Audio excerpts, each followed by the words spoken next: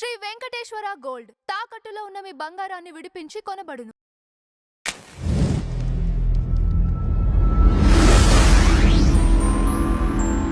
నమస్కారం రాజేష్ గారు. నమస్కారం. ఆర్కే గారి కామెంట్స్ తర్వాత పెద్ద దుమారం రేగింది. దాని తర్వాత రకరకాల నాయకులు, వైసీపీకి సంబంధించిన నాయకులు అందరూ రియాక్ట్ అయ్యారు. సో ఆ రియాక్షను ఒక రకంగా రెండో చర్చనీయాంశం ఏంటంటే, ఓకే మీరు రియాక్ట్ అయ్యారంటే మరి అంతకుముందు ప్రీవియస్ 5 సంవత్సరాల్లో జరిగిన డ్యామేజ్ ఏవైతే ఉన్నాయో ఆ టైంలో మీరు రియాక్ట్ అయినట్టయితే మీరే అధికారంలో ఉండేవాళ్ళు కదా. మీరు నాయకుడిని మార్చుకోకుండా అతను చేసే ప్రతిదానికి తానా అంటే తందాన అనకపోయినట్టయితే పార్టీ బలోపేతంగా ఉండేది కదా. ఈ అవేర్నెస్ అప్పుడెందుకు లేదు మీకు అనే చర్చ కూడా కొంతమంది చేస్తూ ఉన్నారు. అయితే ఇక్కడ అందరు నాయకులు, కొంతమంది నాయకులతో పక్కన పెడదాం. బొత్స సత్యనారాయణ గారు తీసుకుందాం. ఆయన ఏడవటం కూడా జరిగింది. సో మీరేమంటారు దీనిపై? ఇప్పుడు వాస్తవంగా బొత్స సత్యనారాయణ గారేమి ఇవాళ వైసీపీ పార్టీలో ఉన్న మిగిలిన నాయకుల శ్రేణి కన్నా ఆయన భిన్నంగా ఆయన వ్యవహారశైలి ఏం లేదు. ఆయన్ని మనం సీనియర్ నాయకుడు, చాలా పదవులు నిర్వహించిన వ్యక్తి, జగన్మోహన్ రెడ్డి లాంటి వైలెంట్ యాటిట్యూడ్ ఉన్న నాయకుడు కాదు అని చెప్పని జగన్మోహన్ రెడ్డి గారితో పోల్చి చూసుకున్నప్పుడు కొంత నాన్ వైలెంట్ లీడరు అని చెప్పని మనం అడ్మిట్ అవుతాం తప్ప, అంతకు మించి జగన్మోహన్ రెడ్డి చేసిన ప్రతి తప్పుడు నిర్ణయంలో ఇతని ప్రమేయం ఉంది. నాడు మున్సిపల్ అడ్మినిస్ట్రేషన్ మినిస్టర్గా అమరావతి రాజధాని పట్ల విషం జిమ్మిన నాయకుల్లో బొత్స సత్యనారాయణ ఒకళ్ళు. ఇవాళ ఫస్ట్ అనౌన్స్మెంట్ ఏనే కదా, విభజన జరిగిన రాష్ట్రానికి రాజధాని లేకుండా రాష్ట్ర ఏర్పాటు జరిగితే ఆ రాష్ట్ర రాజధాని కోసం అసెంబ్లీలో తీర్మానం ప్రవేశపెట్టినప్పుడు వైసీపీ, జగన్మోహన్ రెడ్డి కూడా ఏకగ్రీవంగా ఆ తీర్మానానికి మద్దతు ప్రకటించి ఉన్నా అక్కడ జరుగుతున్న రాజధాని నిర్మాణం పట్ల, అసలు అక్కడ రాజధాని ఉండకుండా చెయ్యాలి అని చెప్పని చేసిన కుట్రలు కుతంత్రాల్లో బొత్స సత్యనారాయణ ప్రమేయం ఏం తక్కువ కాదు. అక్కడ నిర్మాణానికి పనికిరాదు, ముంపు ప్రాంతం, కాస్ట్ ఆఫ్ కన్స్ట్రక్షన్ ఎక్కువ, అది ఎడారి శ్మశానం అని చెప్పని వ్యాఖ్యానించిన నాటి మున్సిపల్ శాఖ మంత్రి బొత్స సత్యనారాయణ ఆయన చేసిన హేయమైన నీతిబాహ్యమైన ప్రచార పర్యవసానం అన్నిటికన్నా ముఖ్యంగా స్టార్టప్ ఏరియా డెవలప్మెంట్ కోసం సింగపూర్ కన్సార్షియం తోటి చంద్రబాబు నాయుడు గారి ప్రభుత్వం స్విచ్ ఛాలెంజ్ మెథడ్లో ఒప్పందం చేసుకొని వాళ్ళకి 1680 ఎకరాలు భూములు కేటాయింపులు చేశారు. ఆ కేటాయింపు చేసిన దాన్ని స్టార్టప్ ఏరియా అన్నారు. ఆ స్టార్టప్ ఏరియాలో సింగపూర్ ప్రభుత్వం ప్రపంచవ్యాప్తంగా తనకున్న పలుకుబడితోటి, పరిచయాలతోటి వివిధ కార్పొరేట్ ఆఫీసులు, సంస్థలు ఆ ప్రాంతంలో ఏర్పాటు చేయించాలనేది ఒప్పందం. అలా ఏర్పాటు జరిగితే 1600 ఎకరాల్లో ప్రపంచవ్యాప్తంగా ఉన్న వివిధ సంస్థలు వచ్చి అక్కడ గ్రౌండింగ్ అయితే ఎంత ఎంప్లాయ్మెంట్ క్రియేట్ చేయడానికి ఆస్కారం ఉంటుంది, ఎంత వెల్త్ జనరేషన్కి ఆస్కారం ఉంటుంది, ప్రభుత్వానికి ట్యాక్స్ రెవెన్యూస్ ఏ రకంగా రావడానికి ఆస్కారం ఉంటుంది.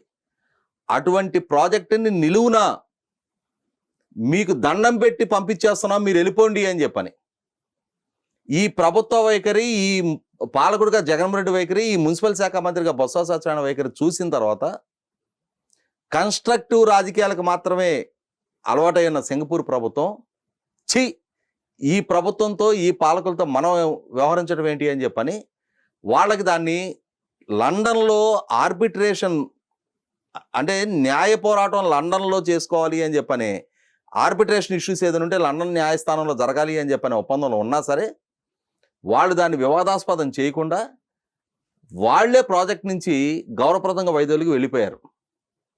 అంతటి నష్టాన్ని రాష్ట్రానికి కలిగించిన పాలకుడు జగన్మోహన్ రెడ్డి అయితే, అతని పాలకుడుగా, అతని క్యాబినెట్లో మున్సిపల్ శాఖ మంత్రిగా ఆ అగ్నికి ఆజ్యం పోసిన వ్యక్తి బొత్స సత్యనారాయణ. అటువంటి బొత్స సత్యనారాయణ ఇవాళ వైసీపీ పార్టీలో అంటే వాళ్ళకి ఎలా అయిపోయిందంటే, ఎటు కాంగ్రెస్ పార్టీ నుంచి ఫిరాయించి వచ్చారు, కాంగ్రెస్ చిట్ట చివరి పిసిసి అధ్యక్షుడిగా, అంటే కాంగ్రెస్ ప్రభావం అధికారంలో కొనసాగుతున్న రోజుల్లో 2004-14 మధ్యకాలంలో ఉమ్మడి రాష్ట్రాన్ని పరిపాలించిన కాంగ్రెస్ పార్టీ చిట్ట చివరి పిసిసి అధ్యక్షుడు బొత్స సత్యనారాయణ.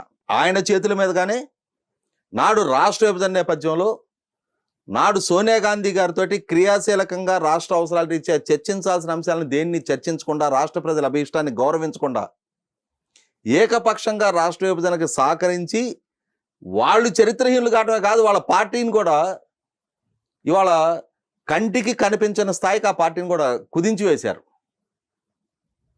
చిట్టచివరి పిసిసి అధ్యక్షుడు ఈయనే. అదే. నాడు ఆయన ఎన్ని రకాల విమర్శలు జగన్మోహన్ రెడ్డి మీద, విజయలక్ష్మి గారి మీద చేశాడో మనందరం చూసాం, నిండు అసెంబ్లీ వేదికగా. అదే సందర్భంలో 2012 అవిశ్వాస తీర్మానం సందర్భంగా కూడా రాజశేఖర్ రెడ్డి గారి మరణం విషయంలో జగన్మోహన్ రెడ్డిని అనుమానించాల్సి వస్తుంది అని చెప్పని ప్రస్తావించాడు ఆయన. అవన్నీ వాళ్ళ పేపర్ క్లిప్పింగ్స్ ఉన్నాయి, వీడియోస్ ఉన్నాయి. ఇటువంటి నేపథ్యంలో నిన్న అచ్చెన్నాయుడు గారు జగన్మోహన్ రెడ్డి వైఖరిని, బొత్స సత్యనారాయణ వైఖరిని, వైసీపీ నాయకత్వ వైఖరిని, వీటిని అన్నింటినీ ప్రస్తావిస్తూ ఇవాళ జగన్మోహన్ రెడ్డి వ్యవహరిస్తున్న తీరు, రాష్ట్రంలో తాను అధికారంలోకి రావటం కోసం ప్రజల భవిష్యత్తునైనా పణంగా పెడతాను, రాష్ట్ర భవిష్యత్తునైనా పణంగా పెడతాను, రాష్ట్ర అభివృద్ధిని అడ్డుకుంటాను, రాష్ట్రంలోకి వచ్చే పెట్టుబడిదారులకి ఒక నెగిటివ్ సంకేతాన్ని పంపించడానికైనా సిద్ధం, రాష్ట్ర ప్రభుత్వాన్ని ఒక డిఫాల్టర్గా చిత్రీకరిస్తా అని చెప్పని ఆయన ఎంచుకుంటున్న రాజకీయ విధానాల గురించి ప్రస్తావిస్తూ ఈ వైఖరి, ఈ యాటిట్యూడ్, ఆయన మనస్తత్వం, ఆయన ప్రవర్తన చూస్తుంటే ఆ రోజుల్లో బొత్స సత్యనారాయణ గారు ఆరోపించినట్టుగా వాళ్ళ నాన్న మరణం వెనక కూడా జగన్మోహన్ రెడ్డి ఉన్నాడేమో అని చెప్పని అనుమానించాల్సి వస్తుంది. కారణం ఏంటి అంటే వాళ్ళ నాయన చనిపోయినప్పుడు జగన్మోహన్ రెడ్డి రాష్ట్రంలో లేడు, ఎక్కడున్నాడు అనేది ఇప్పటిదాకా వివరణ ఎవరు. ఇదే సందర్భంలో చిరంజీవి గారే గతంలో చెప్పున్నారు, రాజశేఖర రెడ్డి గారి మృతదేహం భౌతికాయం ఇంకా ఇంటికి చేరకముందే తన పార్టీ మద్దతు జగన్మోహన్ రెడ్డి గారికి అనుకూలంగా ఇవ్వమని చెప్పాను. అంటే అప్పుడు ప్రజారాజ్యం పార్టీ 18 మంది శాసనసభ్యులతో అసెంబ్లీలో ఒక పార్టీగా కొనసాగుతున్న రోజుల్లో వైసీపీ, ఆనాడు కాంగ్రెస్ పార్టీ నుంచి జగన్మోహన్ రెడ్డి గారి దూతలుగా నా దగ్గర కొంతమంది శాసనసభ్యులు రావడం జరిగింది అని చెప్పి ఆయన ప్రస్తావించడం జరిగింది. అంటే రాజశేఖర రెడ్డి గారి మరణం నుంచి లబ్ధి పొందాలి అని చెప్పని, రాజశేఖర రెడ్డి గారి పదవికి తానే ప్రత్యామ్నాయం అవ్వాలి అని చెప్పని జగన్మోహన్ రెడ్డి ఆశించాడు. అతని ఇంట్లోనే చాలా సందర్భాల్లో సమావేశాలు జరిగినాయి, మీడియా సమావేశాలు జరిగినాయి. రాజశేఖర రెడ్డి గారి తర్వాత ఇంకొకరిని ఆ పదవిలో చూడలేం, జగన్మోహన్ రెడ్డి గారికి ఆ పదవి కట్టబెట్టాలి అని చెప్పని ఆ రోజుల్లో చాలామంది కాంగ్రెస్ సీనియర్ నాయకులు కూడా మీడియా ముఖంగా చెప్పడం జరిగింది. కానీ కాంగ్రెస్ పార్టీ రోసే గారిని ఎంపిక చేసుకున్న తర్వాత ఆ రోజు జగన్మోహన్ రెడ్డి ఎంత ఫ్రస్ట్రేట్ అయ్యాడు, రోసే గారి ప్రభుత్వానికి, కిరణ్ కుమార్ రెడ్డి గారి ప్రభుత్వాలకు వ్యతిరేకంగా ఎన్ని ఉద్యమాలు చేశాడనేది చూసాం మనం. ఇటువంటి నేపథ్యంలో కిరణ్ కుమార్ రెడ్డి గారి ప్రభుత్వానికి వ్యతిరేకంగా అవిశ్వాస తీర్మానం ప్రతిపాదించిన సందర్భంలో బొత్స సత్యనారాయణ గారు రాజశేఖర రెడ్డి గారి మరణం వెనక జగన్మోహన్ రెడ్డి ప్రమేయం ఉందేమో అని చెప్పని అనుమానం వ్యక్తం చేస్తున్న స్టేట్మెంట్ ఈ రోజుకి మీడియాలో ఉంది. అదే అంశాన్ని అదే బొత్స సత్యనారాయణ గారిని ఉటంకిస్తూ అచ్చెన్నాయుడు గారు ప్రస్తావించడం జరిగింది. దానికి ఇవాళ మనం చూసాం బొత్స సత్యనారాయణ గారి స్పందన. నిన్న రాజశేఖర రెడ్డి గారికి మాకెంతో అనుబంధం ఉంది, ఆయన మరణాన్ని వివాదాస్పదం చేయటం బాధాకరం అని చెప్పని అచ్చెన్నాయుడు గారిని బ్లేమ్ చేస్తా ఉన్నాడు. రాజశేఖర రెడ్డి గారితో అంతటి అనుబంధం ఉన్న మీరే ఆ రోజు రాజశేఖర రెడ్డి గారి కొడుకు మీద అనుమానాలు రేకెత్తిస్తూ మీరే స్టేట్మెంట్ ఇచ్చారు బొత్స సత్యనారాయణ గారు. మరి ఆ రోజు స్టేట్మెంట్ ఇచ్చే సందర్భంలో అరే రాజశేఖర రెడ్డి గారితో మనకి ఇంతటి అనుబంధం ఉంది, ఆయన ఆబ్సెన్స్లో ఆ భార్య కొడుకుని మనం టార్గెట్ చేయడం ఏంటని చెప్పని ఆలోచించలేదే. అంటే ఆ రోజు కాంగ్రెస్ పార్టీ పిసిసి అధ్యక్షుడిగా కాంగ్రెస్ పార్టీ అధికారంలో కొనసాగుతుంది కాబట్టి మీ హైకమాండ్ ఆదేశాల మేరకు ఆ రోజు రాజశేఖర రెడ్డి గారి మీద అనుబంధం, ఆప్యాయత ఉన్నా కూడా వాళ్ళ కుటుంబాన్ని లక్ష్యంగా చేసుకొని ఆ రోజు వివాదాస్పద వ్యాఖ్యలు చేశారా? అంటే ఆ రోజు కాంగ్రెస్ పార్టీలో ఉండి కాంగ్రెస్ వైఖరి, ఇవాళ వైసీపీలో ఉండి జగన్మోహన్ రెడ్డి భజన, అంటే దీన్ని కాదా ఏ రోడ్డు దగ్గర పాట ఆ రోడ్డు దగ్గర పాటం అనేది? ఈ విధమైన వైఖరి ప్రదర్శింపజేసిన బొత్స సత్యనారాయణ గారు నిన్న మీడియా ముందు కల్లిబొల్లి ఏడుపులాడటం, నిజంగానే రాజశేఖర రెడ్డి గారి మరణం పట్ల అంతటి ఆక్షేపణ ఉంటే, ఆయన గురించి అంతటి అనుబంధం ఉంది అని చెప్పని ఈరోజు వ్యక్తం చేస్తున్న బొత్స సత్యనారాయణ గారు మరి ఆ రోజున పిసిసి అధ్యక్షుడిగా విజయలక్ష్మి గారి మీద, జగన్మోహన్ రెడ్డి మీద విరుచుకుపడ్డ సందర్భాలు ఆ రోజు గుర్తుకు రాలేదా? అప్పటికి రాజశేఖర రెడ్డి గారు చనిపోయి 3 ఏళ్లే, కానీ ఇవాళ 17 సంవత్సరాల కాలం గడిచింది. ఆ రోజు గుర్తుకు రాని మీకు రాజశేఖర రెడ్డితో ఉన్న అనుబంధం 17 సంవత్సరాల తర్వాత ఇవాళ గుర్తుకొచ్చి మీడియా ముఖంగా, అంటే ఆ రోజు నువ్వు ఈ స్టేట్మెంట్ ఇచ్చావు అని చెప్పని ఇవాళ జగన్మోహన్ రెడ్డి పంచం చేరిన మీకు జగన్మోహన్ రెడ్డి దగ్గర నుంచి మళ్ళీ ఏ విధమైన ఇల్ ట్రీట్మెంట్ ఎదురవుద్దో, నిజంగానే ఆ రోజు నువ్వు ఈ స్టేట్మెంట్ ఇచ్చావు కదా అని చెప్పని జగన్మోహన్ రెడ్డి మిమ్మల్ని ఎక్కడ దూరం చేస్తాడో, దూరం పెడతాడో, రాజకీయంగా ఇక గత్యంతరం లేదు, వేరే పార్టీల్లో మనకు ఆస్కారం ఉండదు, ఈ పార్టీలో మళ్ళీ జగన్మోహన్ రెడ్డికి మనం ఎక్కడ టార్గెట్గా మారతామో అని చెప్పని వాళ్ళ మీడియా ముఖంగా ఈ ఎమోషనల్ డ్రామాని రక్తిగట్టించే ప్రయత్నం చేశారు.